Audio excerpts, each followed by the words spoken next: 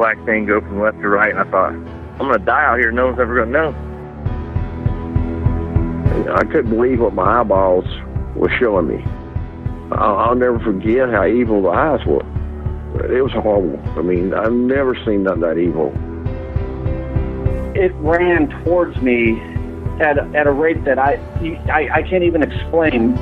Turned and stared at me, and this look of, I just want to kill you. I want to say it was human, but it wasn't. He was yelling at me to grab a gun. I was like, for what? He said, just grab a gun. And there's footprints all the way to the door of my house. It had went inside my garage, all the way to the door. 911, what are you reporting? Jesus Christ, you better... Sir? Zia! Hello? Get somebody out here. What's going on now, sir? That son of a bitch is about 6'9", I don't know. Do you see him now, sir? Yes, I'm looking right at him. Uh-oh. You're listening to Sasquatch Chronicles. Check us out online at sasquatchchronicles.com. If you've had an encounter, email me.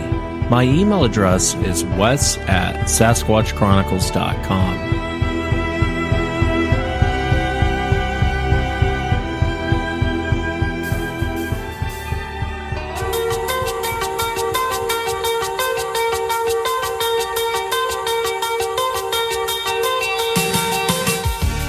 Welcome to the show, everyone. Thanks for being here tonight. I got a great show planned for you tonight. I was just laughing. I got something coming up at the halftime for you guys. Welcome to the show. Thanks so much for being here. I know it's Sunday night, and thanks for inviting me into your home. Got a great show planned for you tonight. Actually going to be talking to Brent. And Brent had a very interesting recording he took. I want to say it was in Oregon. I'll have to ask him for sure. Oregon or Washington. I know Brent lives in Oregon. And he was out, he got this recording, and it reminded me a lot of the Umatilla sound. So I'll play that so you guys can kind of compare the two sounds. And then I'll be talking to Dave, who became friends with some federal agents for Homeland Security. I know it sounds ironic. But anyway, he went out for an expedition, and so he'll be sharing what happened to him on that expedition. Should be a fascinating show tonight. Thank you again for being here. If you get a chance, check out SasquatchChronicles.com. You can become a member, get additional shows. If you've had an encounter, email me. My email address is wes@SasquatchChronicles.com. Let's jump into it tonight. I want to welcome Brent to the show. Brent, thanks for coming on. How are you doing tonight? I'm doing good. Good. I know you're from Oregon. And I'll tell you what, I'm going to play the audio right now. You recorded this, and then tell us the backstory behind it. But here's the recording.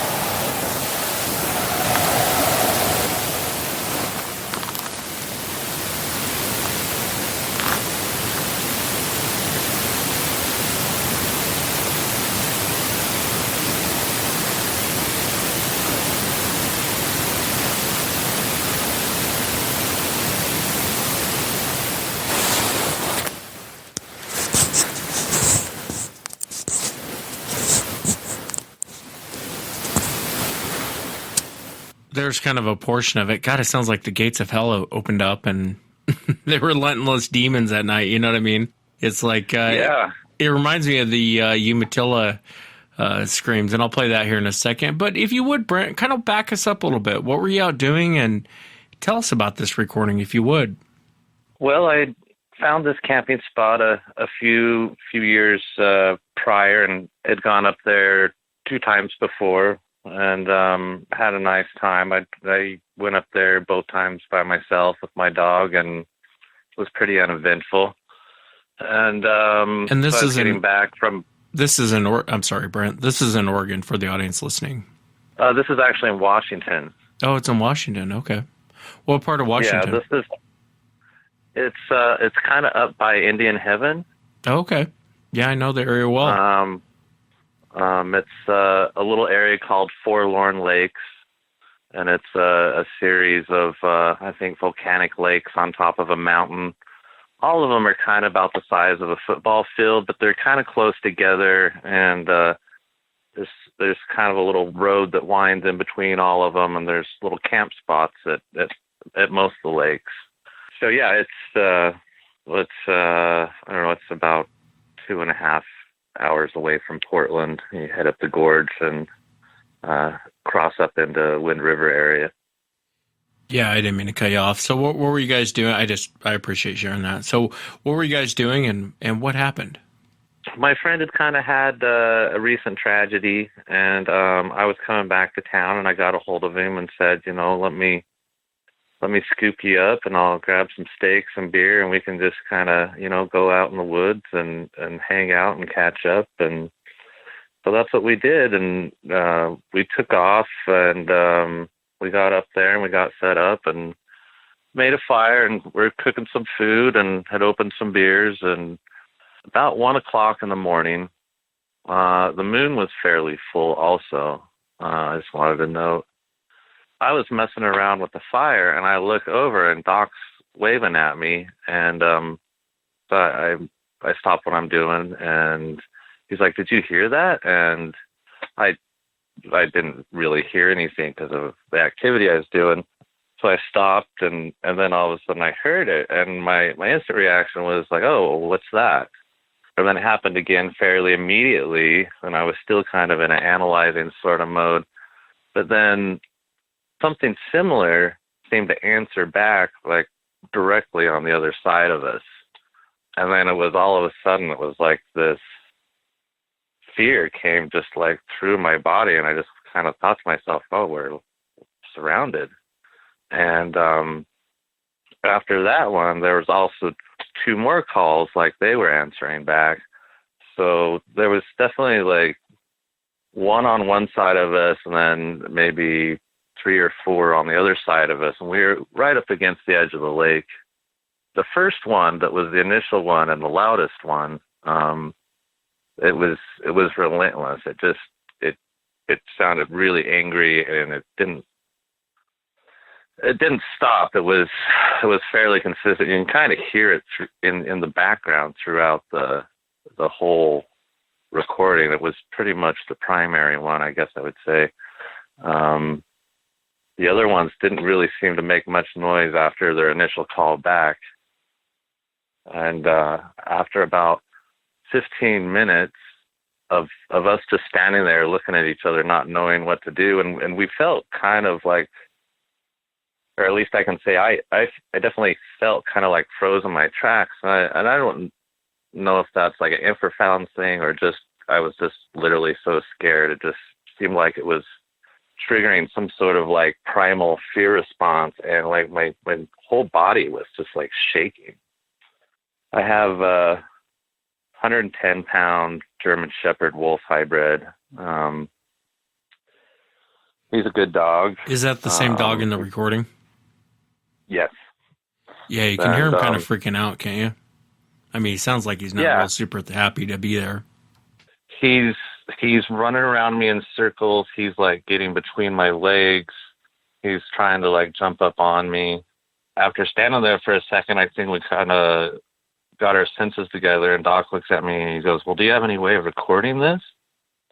And so I ran to my van and I grabbed my cell phone and I hit the voice recorder, and I kind of shuffled down the gravel with my phone held out in front of me with the microphone in kind of out, trying to get what I could. And so when you hear that, there's like in the beginning, it's me trying to kind of calm down my dog and get him to stay in the camp with Doc while I kind of go out a little closer. And at that point, I didn't have a flashlight or anything, but I just kind of went out to where the edge of the fire glow I could see, and then just a little bit further than that. The sounds were, I estimate, like maybe about a city block away, and maybe 2. I kind of get out there, and then I stop, and I get what I can, but then it just stopped.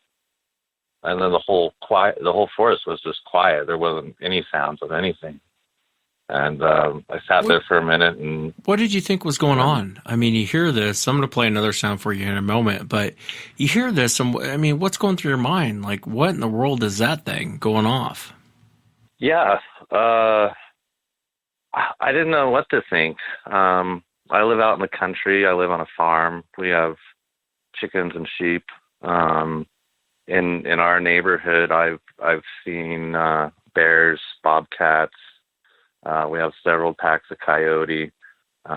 Fish and Game had to take away a nuisance mountain lion not too long ago that was sick and coming down to our farms and our neighbors' farms looking for easy kills. So I've kind of seen and heard a lot of the stuff that's out there just hanging out at my own house. And I also do, I've worked in the sound industry and stuff before, and I can just say just the sheer volume and the sound frequency that it covered, because it would start out kind of these lower tones, but then it would just escalate into the super high pitch and then kind of back down.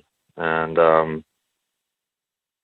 I didn't know what it was. I was just more scared. I mean, I had always, knew in the back of my mind that I was in Bigfoot country and that, but I kind of thought that, after the first few minutes, that, I mean, it's just not really an image that you can put with the noise that we heard. Yeah, it's trying to figure out what something really large. Yeah. I can imagine, man, sitting there with the recorder, and I know you don't think it's that good of a recording, but I do. Especially if you're running around with the phone in your hand, you're trying to corral the dog. You can hear it going off. I'm curious, did it sound a lot like this? This is the Umatilla screams. January 21st, about 11 p.m. I'm a couple hundred feet from my house, and you hear it going off in the background right now. Kind of sounds weird. Kind of sounds doggish, hyena-ish, but you can hear it going off in the background right now. It's really kind of strange, just to say the least. It's been going off for about 15-20 minutes so far by the fire station. And it's pretty crazy, so if you can listen, that'd be crazy. Hold on.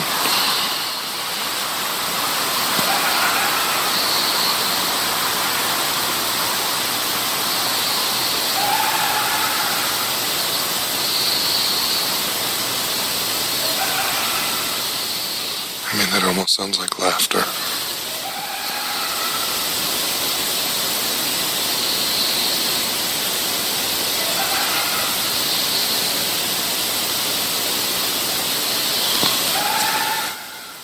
It's actually gotten closer since it started. It's probably only 200 feet, 300 feet from me right now.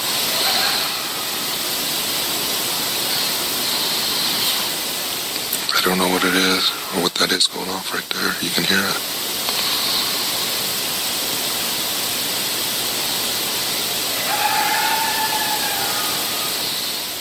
I mean, I've seen foxes and coyotes around here for a long time, and I'm not sure why, if foxes and coyotes have been around here that long, why we wouldn't have heard them before. And all of a sudden, since November, things have been just going crazy around our community.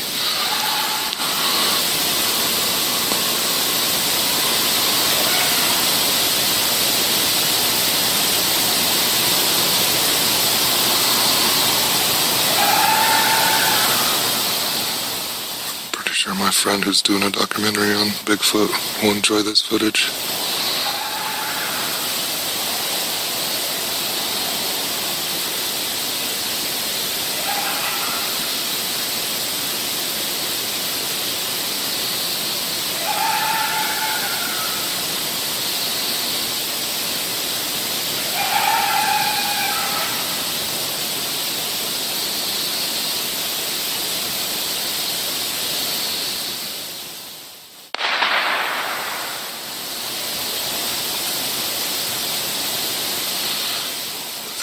Gunshot.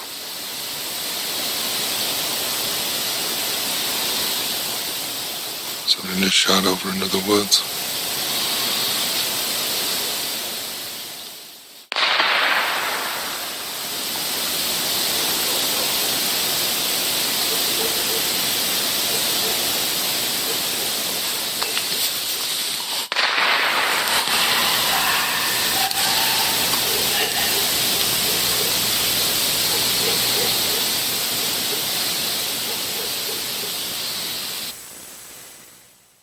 It sounds very similar, doesn't it? I mean, it almost sounds like it's more happy in that one than in yours. It sounds more pissed, like it's actually screaming. But was the tone similar? Yeah, definitely. I mean, my phone speaker has some limitations, but there's definitely some similarities there. Yeah, that's terrifying, man, to be out in the woods and grab your recorder, start recording that. And you realize how loud it actually is. Because if you got a phone in your hand, you're corralling the dog with the other hand. That's pretty damn loud, man, in the background. I realize I amplified it a little bit, but even with the amplification, it's still a pretty damn loud scream. Yeah, I know when I've played it on the right stereo and turning it up that you can accentuate some of those frequencies. It kind of will pop out. Makes you wonder what was going on there. I mean, it's just going to that. Yeah, it makes you wonder what was going on there. It's just going off in the background like it's pissed. Did you feel like it was directed at you? Well, I kind of had two theories. I kind of felt like, why would something that's kind of elusive and that like make its presence so known? And I figured it was either trying to scare us out of the area or when I got up the next morning, I was up before my friend and I grabbed my dog and we kind of did a circle around the lake, and I was trying to think in my head how I could try to triangulate where I was hearing the different noises from and kind of walk the perimeter. And when I got to the edge of the lake, there was a set of elk tracks. They were all single file, and they cut directly across the water's edge. And the mud was super churned up, like they were like in a full gallop. There wasn't any tracks that kind of veered off like, oh, I'm going to get a drink while I'm next to a lake. It seemed like they were running something, and it would have been in the direction of where we heard the other ones that answered back. So I kind of feel like the one that was making all the noise was kind of making so much racket to push the small herd, because it was probably maybe only 5 or 6 sets of tracks together, and that the lake was kind of a natural barrier, and that they had, several others kind of waiting in ambush.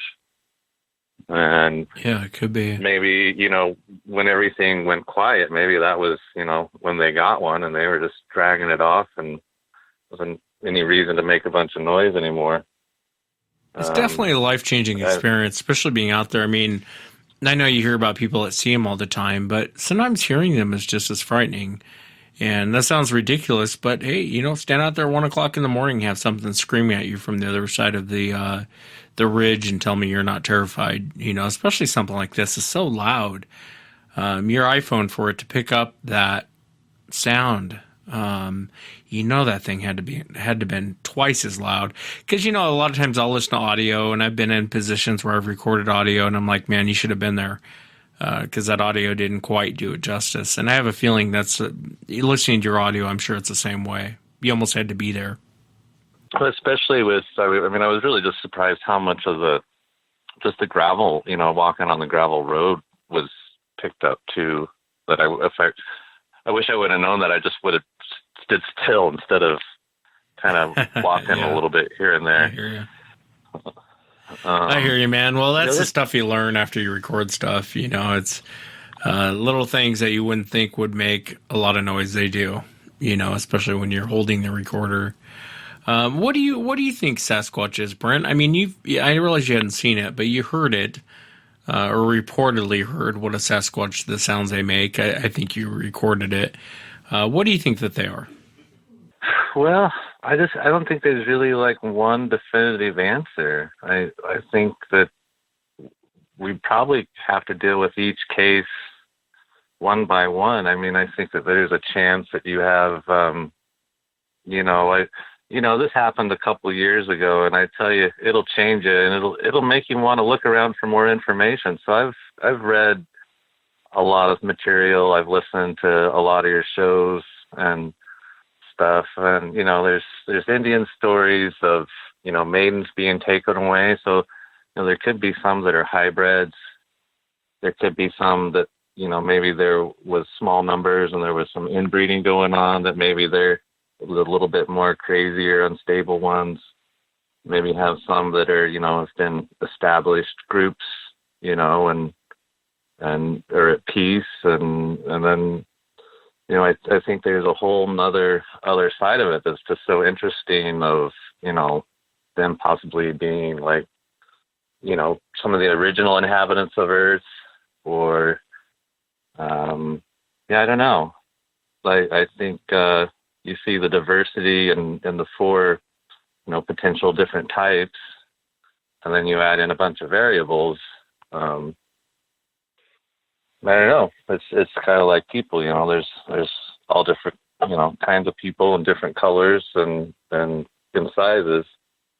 It's hard to say. It's such a weird topic, and you get people who, they'll give a little bit slightly off a description of what you're expecting. And it's kind of like, what do you make of that? You know what I mean? Like, now what I mean by that is, like, sometimes you're expecting to hear the Patterson-Gimlin creature, and a lot of times you don't. And I know you've heard that from the show. A lot of witnesses don't describe the Patterson-Gimlin creature. They describe something very different. Similar in the size and walking upright, but as far as features go, the details, a lot of times people give you something different. Yeah, it's hard to tell. It's hard to tell, man. I worry about people out there because you never know what you're going to run into, and who knows what the hell was going on that night. I would imagine anyone listening to that recording or opened up their iPhone, started recording, would have, you would have thought the gates of hell had just opened up, and demons were being released. You know what I mean? That's what I think when I listen to it. Yeah. A couple of funny things. Well, I had blown a fuse, and my headlights had quit working, so we might have left that night if I would have had headlights. And that next day when I went for my walk, one of the other things that I found was when I was kind of circling around to what I thought would have been the direction that the elk were coming from. When I got out of the road, where there was kind of a dry ditch next to the road, and as we were walking down it, my dog was running ahead of me. And then all of a sudden he just stopped at this stop, and he just kept like sniffing it, like way more than like he was like giving it like a triple sniff. And I went over there, and I could kind of make out what I thought was the footprint, a rather large one. I just kind of got chills up my spine and started looking around, and I ran back to camp, and I got my friend and I showed it to him, and I took a quick picture. But at that point, the sun was up and we were ready to get out of there. I feel kind of, it was a good opportunity to maybe find some more stuff, but at that point we were we were going to camp out there for 4 days, and we kind of cut it short and took off. Yeah, I don't blame you. I don't blame you at all. Well, I can't wait to meet you at the International Bigfoot Conference, Brent, and I appreciate you sharing the audio and telling us the backstory behind it, because it is fascinating to me. I mean, I think you got a great recording, man. I really do. And I really appreciate you coming on and sharing it. Oh, I appreciate you having me on, and, I appreciate you, giving people a chance to just kind of get this stuff off their chest and feel like they're part of a community instead of an outcast. Well, thank you again, brother, for coming on. And I'll be in touch. I'll be bringing Dave on here shortly. It's Sunday night. I know I did the pizza gag last week, and a lot of people enjoyed it. I had a little fun with, you guys know Duke from World Bigfoot Radio. I've had Duke on many times. We've talked about mountain giants, and you guys know Bear, too, as well, from the Bigfoot Outlaws. I had a little fun with them earlier in the week. Hope this makes your Sunday. Take a listen. Hello. This is Kathy Sanchez from the Credit Card Fraud Division. Oh, hello? How are you doing today? I'm doing okay. What's going on? Great. We were alerted of several unusual charges on your account. Do you have a moment to speak? I don't have a credit card account. What are you calling about precisely? For the past week, there have been unusual charges. Yeah, I don't have a credit card. Are you aware of these charges? No, since I'm not a credit card owner. Please, let me continue. For example, on Sunday, there was a purchase of $276 for a hotel room in Guatemala. Were you in Guatemala recently? No, I don't have any credit cards and I don't travel. I see. On Monday, there was a purchase of $432 from an exotic pet store in...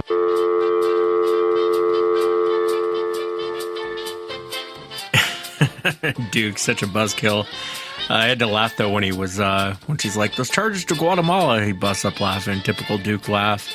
Made me laugh. And then I got Bear. You guys know Bear from the Bigfoot Outlaws. I said, what in the hell is that? Got him. Hello? Hello. Are you there? Yes, ma'am. This is Kathy Sanchez from the Credit Card Fraud Division. Yes. How are you doing today? Doing great. Why are you calling at 10:30 at night? Great. We were alerted of several unusual charges on your account. Do you have a moment to speak? Yes, hang on, but I'm going to give the phone to my wife because the credit card... For the past week, there have been unusual charges. Just hang on. Let me get my wife. Hang on. Please, let me continue. No. Are you aware of these charges? She's the one that handles the credit card. You're talking to the wrong person. For example, on Sunday, there was a purchase of $276 for a hotel room in Guatemala. Well, you hang on a second. Hang on, Tammy. Were you in Guatemala recently? Hang on. I see. On Monday, there was a purchase of $432 from an exotic pet store in Guatemala. Are you there? Yes. Are you sure you weren't in Guatemala? No. Okay. On that same day, there was a purchase of $123 from a restaurant in Guatemala. No. So are you positive you weren't in Guatemala? Oh, screw you. Okay. Who needs enemies, right?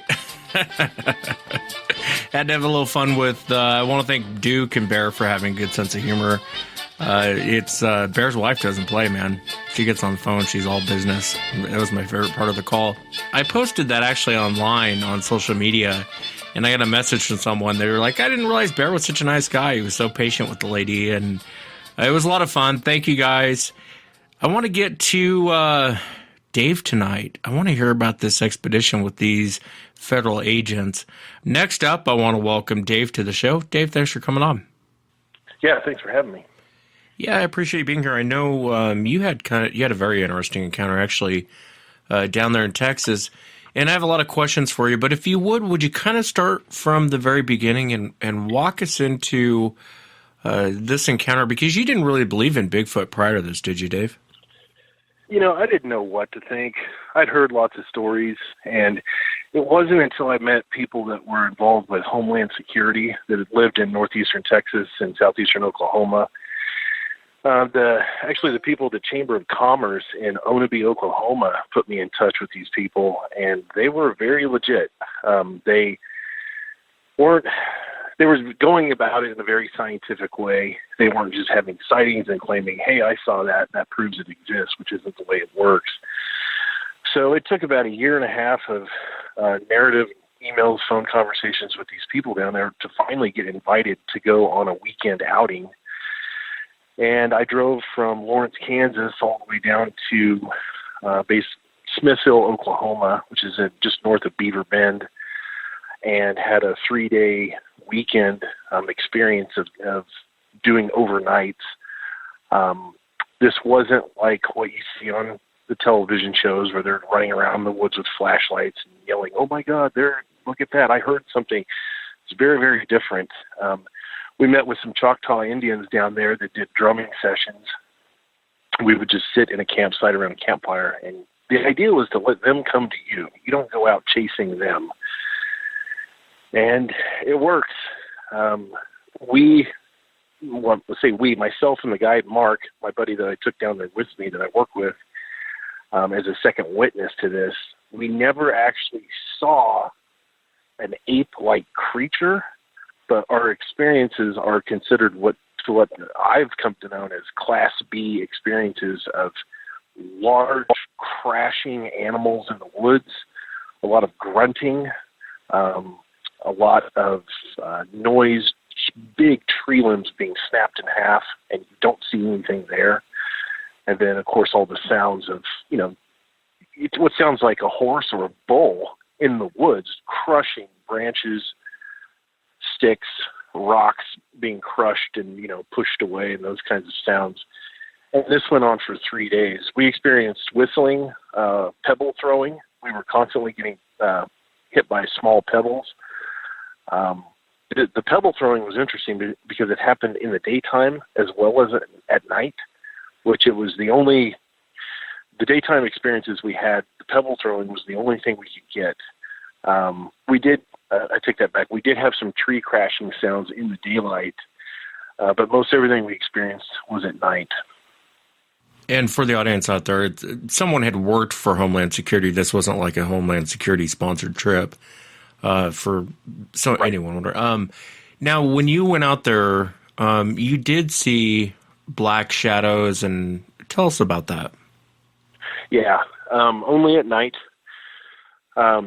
We had vehicles and equipment from Homeland Security. The guy that led the expedition and 2 others were federal employees, and we took their vehicles and used their night vision goggles as well. We could see large black figures, both with our naked eyes and with night vision goggles as well. And these creatures were very aware that we were there. They were peeking behind trees. They were standing upright, trying to make themselves kind of thin so they would sit behind the tree. And then you could see one leg come out, and it would step out and then go back behind another tree. One of the weirdest things that happened right when we first got there on Friday night was we parked a truck up on a hill, and we went down into this big clearing. It's about the size of 2 football fields. We walked down into the clearing. There was about 8 of us, and one of the guys gave me the night vision goggles set, and I looked back at the truck where we were, and there one was standing behind the tailgate of the truck. All of us were down in the clearing. I was looking back probably about 150 yards back towards the vehicle, and you could see the truck clear as day, and then a figure tall. I mean, its head was easily 2 to 3 feet above the hardtop of the truck, and it was just standing there behind the tailgate. And I handed him the goggles and I said, "Look, what is that?" And he looked at it, and he said, "Well, here we go. They're here." And he handed them back to me, and they were gone. Whatever it was standing behind the truck had disappeared. What did you think? I mean, you didn't. I didn't mean to cut you off, but I mean, what did you think? I mean, you're seeing this now for the first. I realized you'd heard them before, but now you're getting to see them through the night vision. What was going through your mind? I don't know. I was just freaked out. I think it was finally concrete that I knew that. I wasn't convinced that these were, gorillas or apes or something. And the guy that led the expedition had told us before going out that these are not animals. It's not a deer. It's not a bear. It's not an ape or anything like that. That they're some kind of interdimensional type being, possibly, or they have capabilities that we as humans just don't understand. I started, I'm an avid scuba diver. I've dove all over the world. I've seen all kinds of cephalopods and other ocean creatures that can blend in with their backgrounds. And so for me, with my experience, I began thinking, well, if it is an animal, then it's like a cephalopod. It has the ability to blend in with its background and then disappear. That to me explained how something that big could be crashing through the woods, and I'm witnessing tree branches being knocked down and smashed and see nothing, absolutely nothing, other than the physical elements being moved, broken, or crushed as whatever this thing is moving around. Does that theory worry you a little bit? We use fancy words today like interdimensional being. But when I was growing up, we used to call those demons and ghosts. You know what I mean? I mean, that's all fancy now, interdimensional being. But did that, and I chuckle, but I don't mean to, but I mean, did that concern you? Like him saying that to you? Did that worry you a little bit? I mean, obviously he's giving his theory. He doesn't know, but I mean. Yeah, it bothered me watching, especially through night vision, watching them watching us and then moving from tree to tree to avoid being seen. That bothered me a lot. And one of the nights, I think it was Saturday night, the guy that led the expedition told us that they use other animal sounding calls to communicate, and then they also use what I've come to know as chatter or samurai chatter. It sounds vaguely like an Asian language like Japanese, but it's mumbled and garbled, and it has a lot of teeth clicking that goes on in between the words. We heard quite a bit of that. He had recordings. I mean, so many recordings, you couldn't listen to all of them, where they would leave, they would leave food out. They would leave apples, bananas, things like that, and then leave recording devices up like 3 or 4 branches above where they leave the food. And we listened to a lot of that, a lot of his recordings. It's absolutely crazy. I don't know. They definitely can communicate and talk. And they do a lot of it with teeth clicking, almost like as if they have their own kind of Morse code where they clack their teeth and it means something. But the animal sounds, especially the owl, and there was a couple of guys there that were really experienced animal callers, whether it be the sounds of prey or other predatory animals, and the distress sounds that they make when people are hunting deer, things like that. So they were making owl calling sounds, and we were getting sounds called back. And he would call again, and then we'd hear what sounded like a dozen owls all hooting together at the same time, all in unison, which doesn't really add up as the way owls behave. I've seen plenty of owls. I had a family of them living on my property for a long time, and they just don't really do that, not in unison altogether. It was just one of the most bizarre experiences I've ever had in my life. Yeah. All this stuff going on, the chatter, the sounds, the clicking. And on Sunday night, when we were there over the weekend, I saw very up close the shadow figures without night vision. They were close enough that you could see them, and you could see their heads bobbing up and down and ducking. Looked like they were ducking behind things, and they were kind of partially standing up and then sitting back down again. But again, nothing furry, like ape-like that I could see, but the shape of the shadow was definitely really large, like without a neck, kind of rounded head, thick trapezoid, muscle, and then really, really broad shoulder shapes that were shadow figures. Were you ever concerned for your safety when you were out there? Oh, yeah, absolutely. But, it felt like we had enough people there that we all had each other's backs, and it didn't feel threatening. I mean, something that big could definitely charge through and stomp most of us, but it didn't do that, or they didn't do that. However many of these things there were, they were I think, is just as interested in us as we were in them. To me, it really felt like that. It was a very mutual thing that we were meeting common ground every time at night we would go out to different areas, or in the early morning, or as the sun set. The Choctaws did a lot of the drumming sessions as the sun went down. It seemed like, we were there to experience each other in a way. It didn't seem that threatening. Other than the heavy tree crashing, that was pretty spooky, because we felt like we were going to get charged or get run over, possibly or tackled or stomped on or something. Yeah, when a lot of the tree crashing stuff happened extremely close. I mean, within 6 to 10 feet at times. Other times it was, maybe 15 to 25 feet away. But there were some times where there were large branches moving and being broken, snapped, and the crushing sounds just 6 to 8 feet away from us, and not seeing anything at all. Yeah, and that's unnerving, especially in the dark.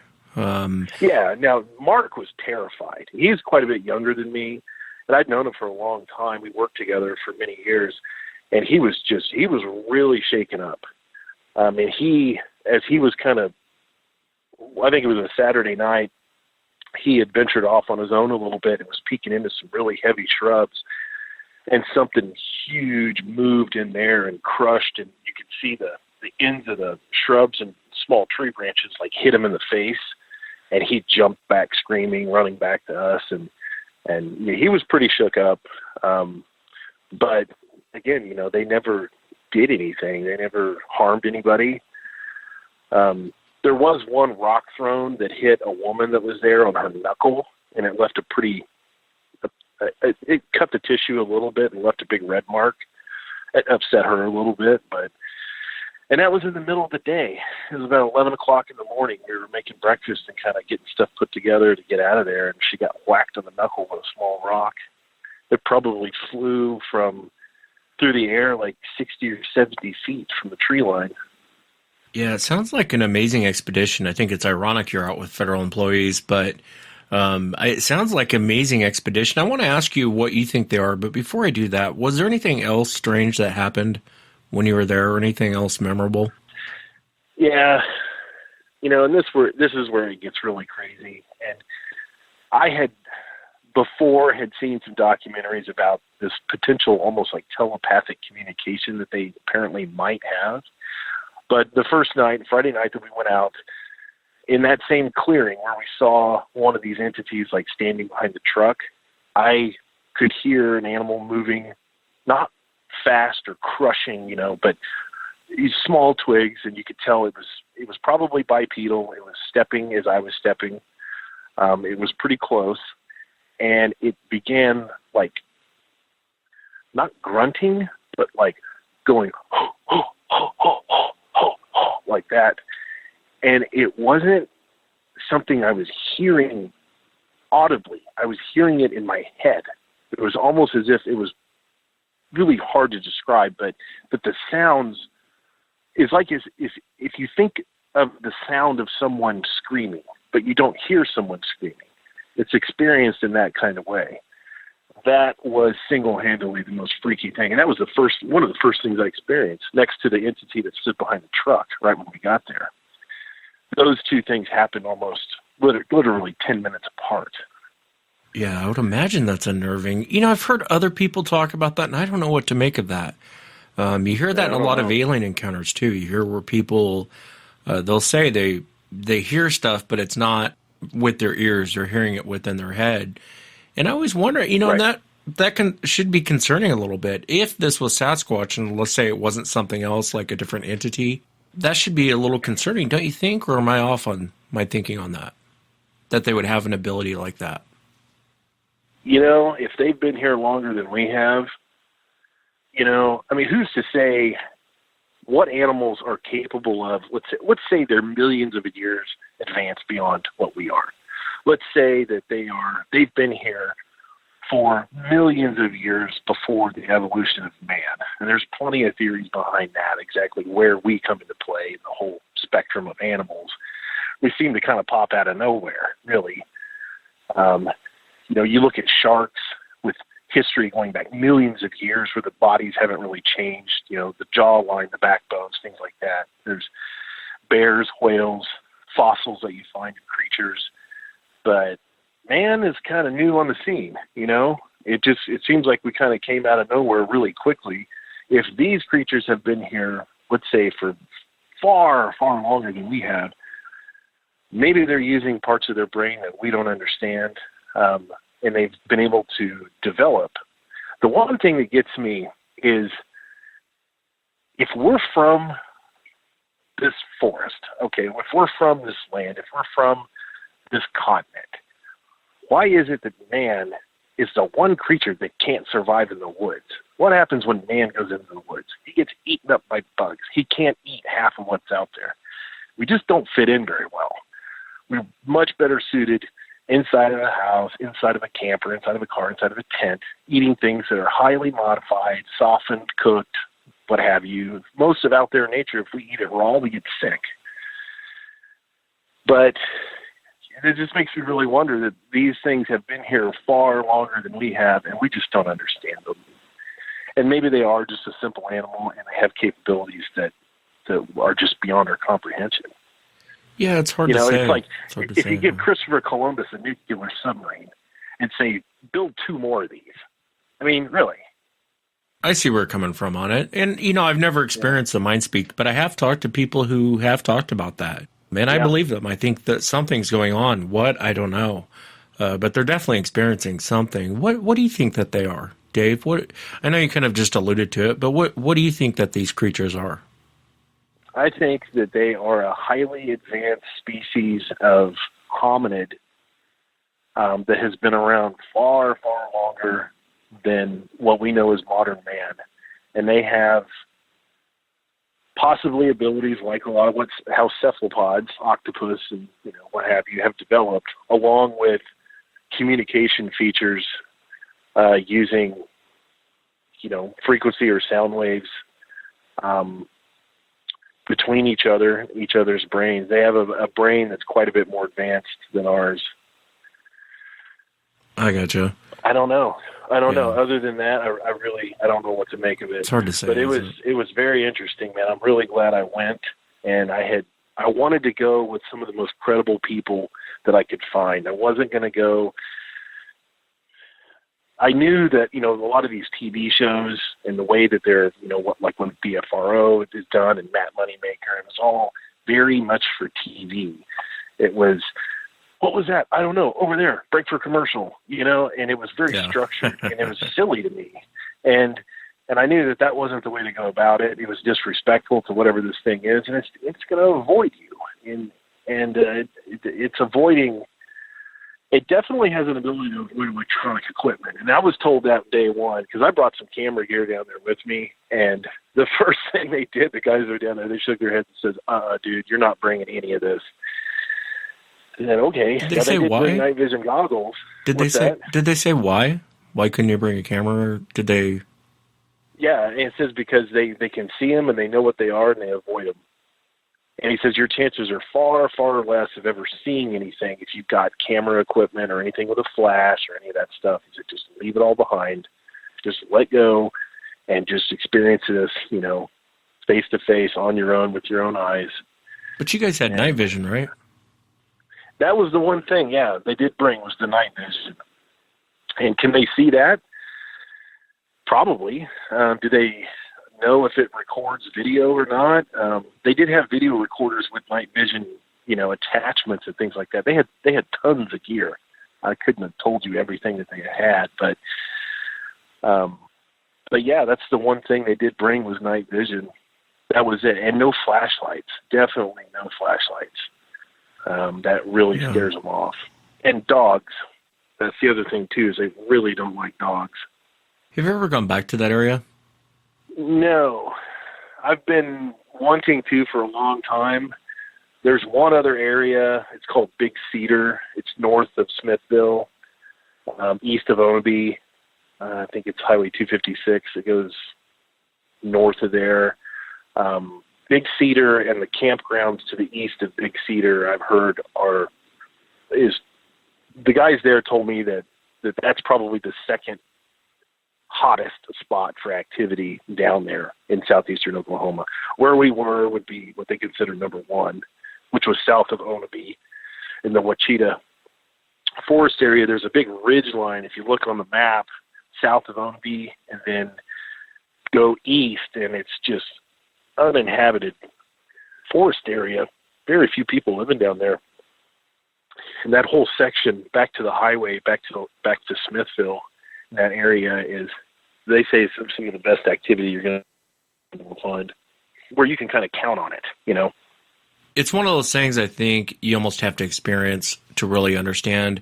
But did it change your life at all? I mean, you didn't really believe in Bigfoot. You go on this, you see this, you hear, I mean, everything. You got kind of the 360-degree experience of these things. Did it change your life at all? Yeah, a little bit.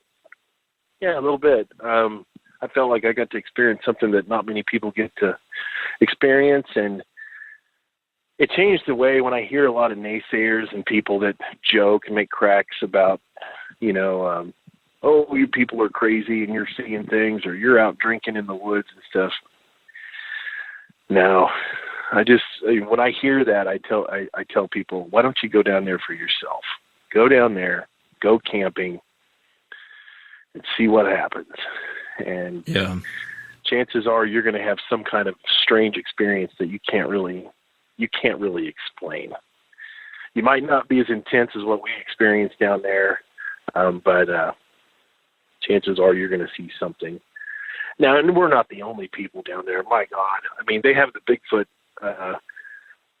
festival down there in Onabee every September now, or October, which is the month where they have most of the sightings. And, you know, Jane Goodall came to one of the conferences down there, and they've got a lot of people that in the scientific community that have chimed in with, you know, what they really think this might be, or what it is, or what it could be. Nobody really knows for sure. I think there are people that do. I think there's been a long-standing cover-up of this for a long time. You know, I know for a fact there were Army operations and temporary military bases set up where there was, you know, known activity, especially in the Appalachia areas in the 1950s. I've talked to a lot of people that had physically seen this themselves. Helicopters coming in, you know, just weird stuff. They give you the indication that our military, our government has probably known about this for a long time, and there's been, I think, a long ongoing cover-up of what this is. I think somebody out there knows a lot more than they're willing to talk about, probably a good number of people. But I'd like to see some of this declassified, possibly, if our military knows about what this is, or if there's any connection with what David Paulides has looked into with the missing 411 and any of those types of situations. If there's a connection between the two, we should know about it. I mean, it's in our interest and our safety.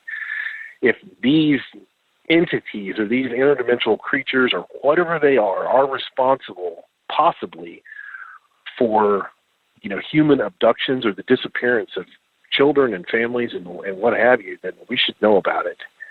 Yeah, but no, I've gone off onto that somewhat to investigate to see what correlations there really are. I don't know of anybody. Well, I do. There was a family that went missing down there in that area of Oklahoma. Really strange situations. That was eerily like the missing 411 type scenarios, but what the connection is between the national parks and the disappearance of these people and the cover-up behind it, there's no doubt in the world. You know, the fact that the U.S. Department of Wildlife, along with national parks, don't keep track of disappearances of people, I mean, come on, you know, and they won't release that information. I know Paulides has gone with FOIA and tried to get a lot of this information, has been denied this. Really? You're denied information about people going missing? Yeah, I couldn't agree more. Why would you do that? Why would you do that, you know? Yeah, there's definitely disturbing. Yeah, it is disturbing. There's definitely a cover-up, and it always cracks me up. I mean, you're out there with federal agents, and I know of 2 cops in Georgia that go out all the time and look for them. So it's funny because you hear people in law enforcement actually going out looking for Bigfoot, yet the government, I don't know how long they can keep it up and say it doesn't exist, it doesn't exist, it doesn't exist. Eventually it's going to come to a breaking point to where they're going to have to admit it exists. And that makes you worry. That should worry you a little bit too. Like, why would they cover it up if it's nothing more than just a simple animal? You know, you don't think it's an animal, but if it's nothing more than, let's say, an overgrown monkey, why cover it up? It makes no sense at all. Makes absolutely no sense at all why they would cover it up. It doesn't make a lot of sense. I mean, you can theorize all day long about, you know, what's the benefit? Why would you cover this up? What is it that we're not supposed to know about? I don't know. I don't know. I would love to know. Yeah, you and me both. You and me both. Well, Dave, I appreciate you coming on. I really enjoyed talking with you, and I enjoyed hearing the experience, and I'm glad you got to experience it. No one got hurt for the most part, you know, besides a couple nicks and bruises. But thank you so much for coming on and sharing it. Yeah, you bet. And that's it for tonight, everyone. Remember, if you've had an encounter, shoot me an email. My email address is wes@sasquatchchronicles.com. If you get a chance, please check out sasquatchchronicles.com for the additional membership and additional shows. Until next time, everyone, have a great week.